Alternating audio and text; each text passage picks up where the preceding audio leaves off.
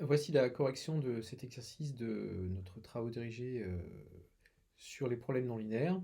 Première partie. Donc sur le calcul de l'inverse d'un nombre réel sans effectuer de division. Alors ça correspond à un véritable problème pratique qui existe, ou qui tout du moins a existé pour une certaine famille de microprocesseurs qui sont pas si anciens et qui étaient fabriqués par Intel. Alors, comment fait-on pour calculer l'inverse d'un nombre réel sans effectuer de division? Alors la méthode toute désignée pour faire ce genre de choses, on va voir que c'est la méthode de Newton. Voilà, je rappelle comment se donnait l'énoncé de cet exercice. En appliquant la méthode de Newton à la fonction f définie par f de x est égal à 1 sur x moins a, donc déjà ce qu'on peut dire c'est que il y avait vraiment plusieurs autres possibilités, alors qui ne conduisent pas forcément finalement à des itérations où il n'y a aucune division. Par exemple, on aurait pu essayer de considérer une autre fonction qui aurait été égale à f de x égale à a fois x moins 1, mais on voit assez rapidement que dans ce cas, ça donne des itérations où il y a explicitement des divisions. Donc on va voir ici que ce n'est pas le cas. Donc, a, bien évidemment, doit être différent de 0. On peut supposer sans perte de généralité qu'il est positif. Donc l'idée, et c'est ce qui est évoqué dans cet énoncé, sachant que l'on peut toujours se ramener au cas où a est compris entre 1 et 2, on verra que cela c'est lié à la façon dont a est codé en double précision, comme par exemple quand on utilise Scilab. Et l'idée c'est que en utilisant ces informations, on va être capable de donner une bande supérieure du nombre d'itérations nécessaires pour approcher l'inverse de a du mieux que l'on peut, donc c'est-à-dire à la précision relative qui est epsilon de 10 puissance moins 52. On fera une petite démonstration pour montrer que ça marche effectivement, même dans les cas limites, en prenant donc tout d'abord le problème où on recherche l'inverse de pi. Alors, pour implémenter la méthode de Newton, il faut déjà travailler un tout petit peu. Bon là c'est pas très difficile. Donc je vous rappelle que f de x c'était 1 sur x moins a. Donc la dérivée de f que l'on a besoin d'exprimer ici pour un x c'est moins 1 sur x au carré. Et donc si on écrit les itérations de la méthode de Newton, ça nous donne xk plus 1 égale xk moins f de xk sur f' de xk. Donc ici ça donne xk plus xk au carré multiplié par 1 sur xk moins a. Donc pour l'instant il y a toujours des divisions. Mais si on effectue la multiplication qui apparaît ici, xk au carré multiplié par la quantité qui est entre parenthèses, ça nous donne donc 2 fois xk moins a fois xk au carré. Donc il n'y a que des multiplications. La première d'ailleurs, multiplication par 2, c'en est une qui coûte pas grand chose. Et puis donc ensuite a multiplié par xk et multiplié par xk. Alors on peut éventuellement factoriser le membre de droite, hein, c'est ce qu'on fera lorsqu'on fera les choses dans Scilab, c'est-à-dire qu'on peut mettre xk en facteur, ce qui donnerait xk multiplié par 2 moins a fois xk. Donc pour étudier la convergence de la suite, on va tout simplement étudier l'erreur, donc entre le terme général de la suite et la limite qu'on cherche à atteindre, donc à savoir ici xk moins 1 sur a. Donc lorsqu'on exprime xk plus 1 moins 1 sur a, donc ça donne 2 fois xk moins axk au carré, donc ça c'était le xk plus 1 tel qu'on l'avait déterminé au-dessus, moins 1 sur a. Et si on met moins a en facteur, on obtient dans ce facteur xk au carré moins 2xk sur a plus 1 sur a au carré. Et on voit bien que ceci, c'est une identité remarquable. Cette quantité, c'est tout simplement xk moins 1 sur a, le tout au carré. Donc on est dans une situation qui est quand même très très favorable.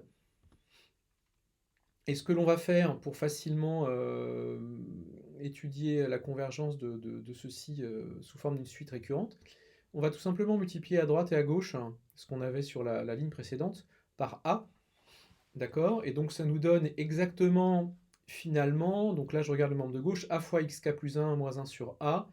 Donc cela c'est vraiment l'erreur relative entre xk plus 1 et 1 sur a, tout simplement parce que xk plus 1 moins 1 sur a divisé par 1 sur a, ça fait a fois xk plus 1 moins 1 sur a. Donc sous cette forme-là, ça nous donne exactement, finalement, le membre de gauche, donc à l'itération à k plus a, à k plus 1, est égal à donc l'erreur à l'itération k, le tout au carré avec un signe moins devant. Donc ça, c'est pas très gênant. Donc la suite dont on va étudier la convergence ici, alors si on définit EK, donc égal à notre erreur relative, hein, on l'a dit juste précédemment, donc on a une suite récurrente assez simple, hein, qui est donc définie par la relation de récurrence, EK plus 1 est égal à moins EK au carré. Alors par récurrence, on peut montrer que EK c'est moins 1 puissance k, E0 à l'exposant 2 à l'exposant k, donc ça c'est pas très difficile. Et ce qu'on voit rapidement ici, très simplement, c'est que eh bien, EK va converger si la valeur absolue de E0 est strictement plus petite que 1. Ce qui se traduit sur E0 si on l'explicite, tout simplement, avec donc sous la forme x0 moins 1 sur a plus petit que 1 sur a, ou tout simplement a fois x0 moins 1 sur a plus petit que 1. Alors on va laisser sous cette forme-là. Et puis on va essayer maintenant de prendre en compte le fait qu'on travaille en virgule flottante, avec des nombres stockés en précision limitée, donc représenté en base 2 avec une mantis et un exposant, donc sous la forme que l'on connaît déjà, à savoir une forme standard. Alors, lorsque l'on voit la façon dont A s'exprime quand il est stocké en machine, par exemple avec Scilab, on voit bien que pour inverser A, il suffit d'inverser la mantis, d'accord, puisque inverser l'exposant, ça va tout simplement consister à prendre l'opposé de l'exposant, d'accord, donc 2 puissance moins E.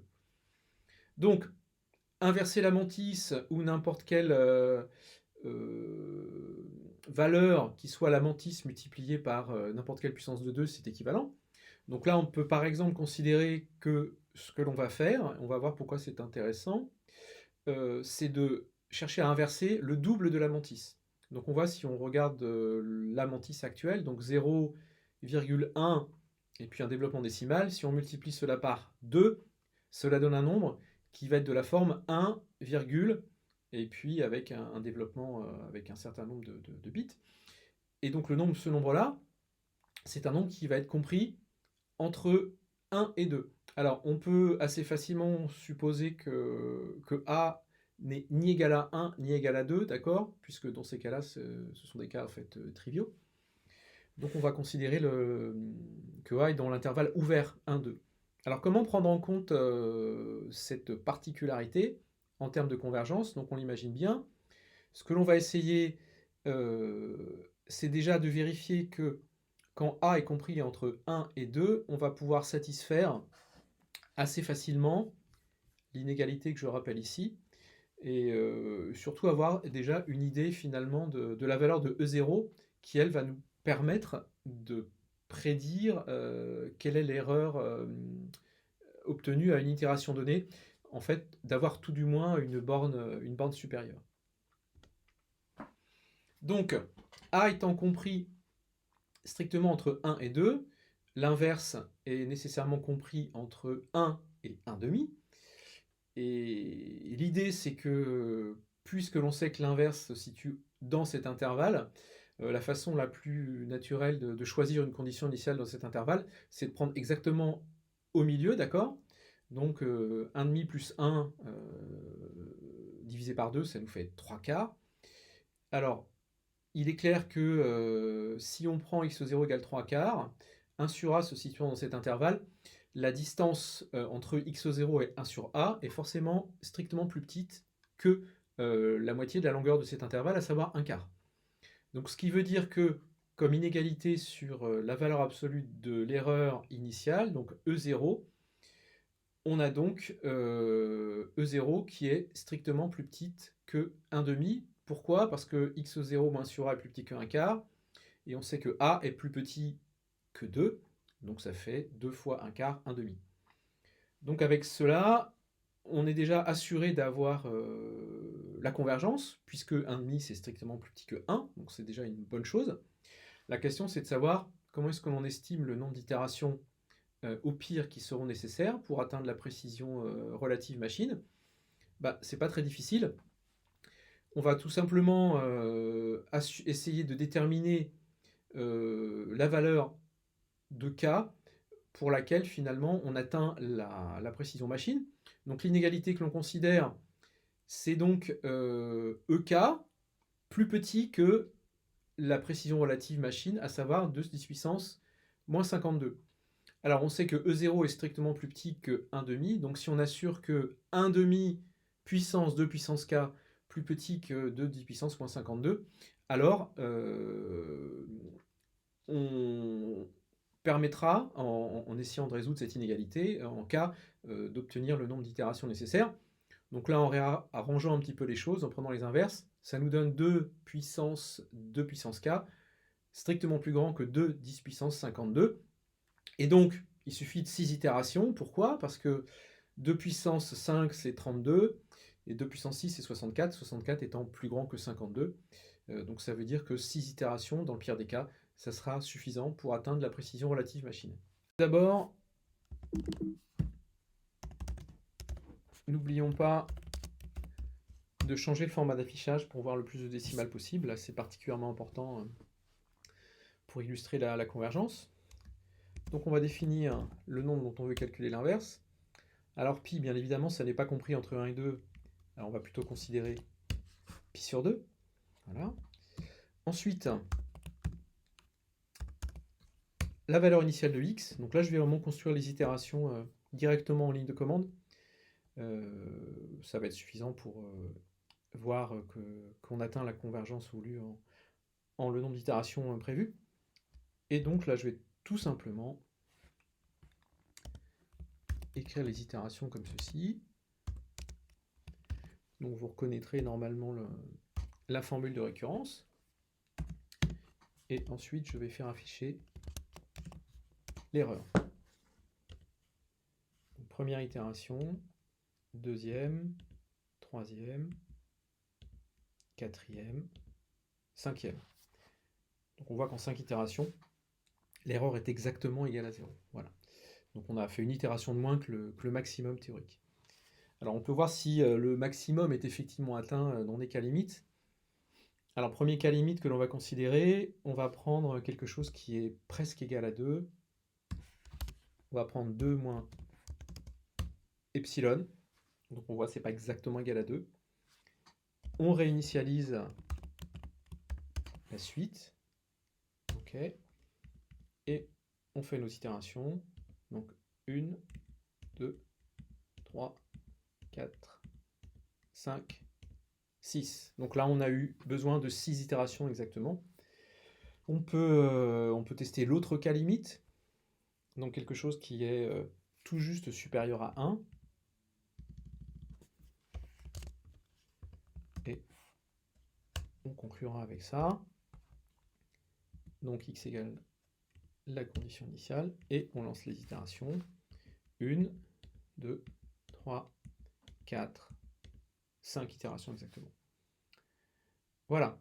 Bien, merci de votre attention.